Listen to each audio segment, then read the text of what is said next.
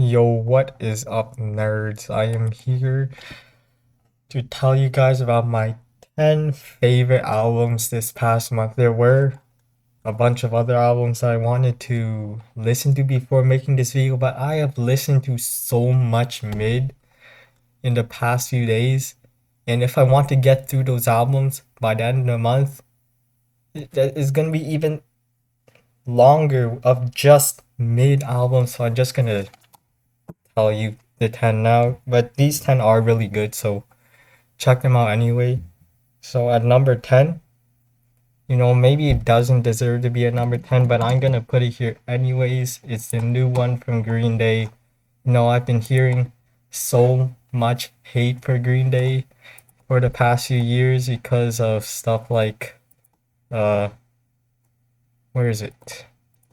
For example, this album being one of Fantano's least favorite albums ever, but this new one is actually pretty good. I think you need to give it a try, especially if you've been hating on Green Day recently. They really improved. Next up is right here actually. It's this Brazilian album. I think it's Brazilian. I can't understand it, but you don't need to understand it because it is a collage of so many electronic genres that I am completely unfamiliar with, like techno and a bunch of other ones that I don't even remember the names of because I have never heard of them before, but it's a lot of fun. Every track here is good in its own way. You should check it out. At number 8, I'm going to give it to this one from Sprints. What's it called? It's called Letter to Self. This was actually a surprise for me because the critics were loving it, but the user base on Acelero were not quite as fond of it, which when that happens, usually you agree with the user base. So I think the critics are right. This is a really good debut from this post-punk band, and I think their vocalist is very good.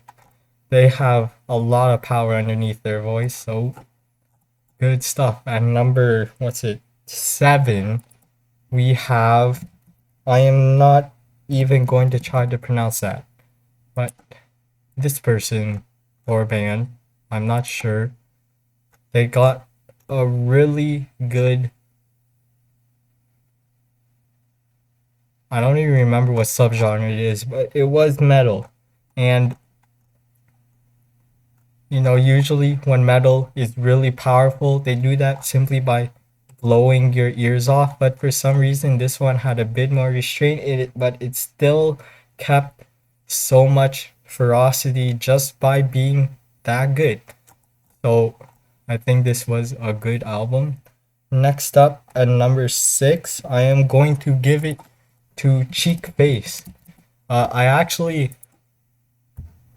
really enjoyed their album from 2022. You see here, it was actually in my top 20 favorite albums of that year. So I think it's pretty cool how now that we're in 2024, we've gotten to the point where I am seeing kind of underground bands. Like, these bands aren't underground, but they're not mainstream either. And I am actually seeing new releases for them and actually getting a little hyped at this point, because for the past 2 years it's been like, oh, look at these albums that Fantano are reviewing from artists that I have never heard of before. But it's been 2 years and I actually know who Cheekface was before listening to this, and I was not disappointed. This album is so much fun. Some of you will probably hate it because of how goofy it is, and I can't think of the other word I was looking for, but it's a really goofy album. You could definitely hate it. The lyrics are really blunt and sometimes kiddie, but if you're feeling it, you will really like it. Number 5, I am giving it to Benny the Butcher.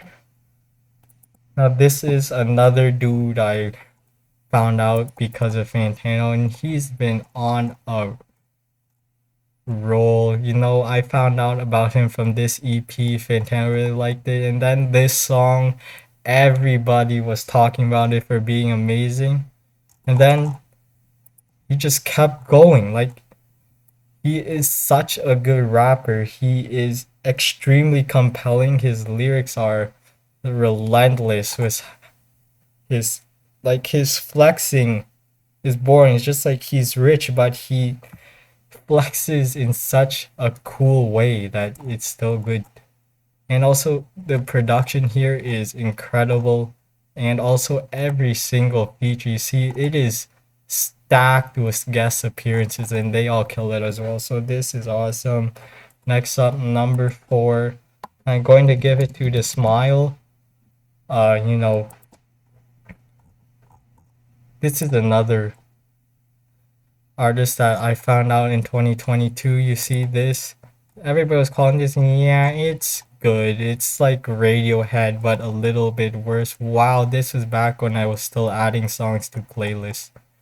That's cool. Anyways, yeah, people, I feel like a lot of people just forgot about this album. They just go listen to Radiohead instead. Like it was really good, just not as good as Radiohead. But this one can definitely be compared to Radiohead. This is astonishing. Next up, uh, number 3.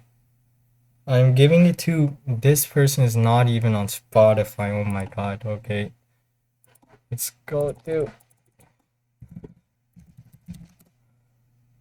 this album, Hollow from Hauntologist. I was blown away from this. Like, look at that album cover, and it's not even on Spotify, so it took me a while to get around to it. I didn't have much motivation to hear why. See, it looks like I did not listen to the whole thing. It looks like I am lying. I am saying I listened to it, but I did not. It looks like I only listened to most of it, but I promise I did finish the whole thing. But still, what was I saying? Yeah, like look at that cover. It looks so plain. Like I was not expecting this to hit as hard as it did. The black metal instrumentation is so good. Like I actually think, like from what I heard, it might be one of the best albums by the end of 2024. That's how good this thing was. And it's only number 3. Imagine that. Like why was this January so good? Like last January, I was struggling so hard to find an album that I could even call best of the month until Parano dropped on like the last week. That was pretty lucky, but I don't think there was really anything else that compared to Parno. But this January we have 3 of them. I just told you number 3. Let's go to number 2. It is from Bill Ryder-Jones. So I have to admit, last year that Sufjan Stevens record Javelin that everybody was loving, it was like number 2 on album of the year for that year.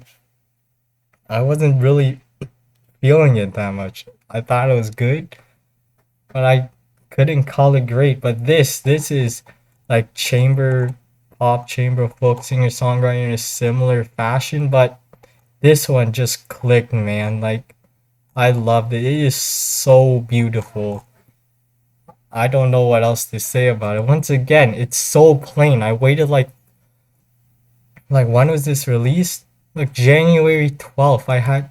Took me like 2 weeks to after it's released to listen to it, even though like it's one of the highest rated albums on album of the year for this year so far. But still, it looks so boring. Like I didn't expect it to be like just blow me off my feet. How would I have known? And then number 1, this one might be cheating, but I don't care. It's my list, and also I already said the other 9, and I have nothing else to place here at this point, so I have to go with it now. It is the live album from Kessoku Band. Yeah, that is right. It's just this album plus this EP. Slap them together, and it's live. That's it.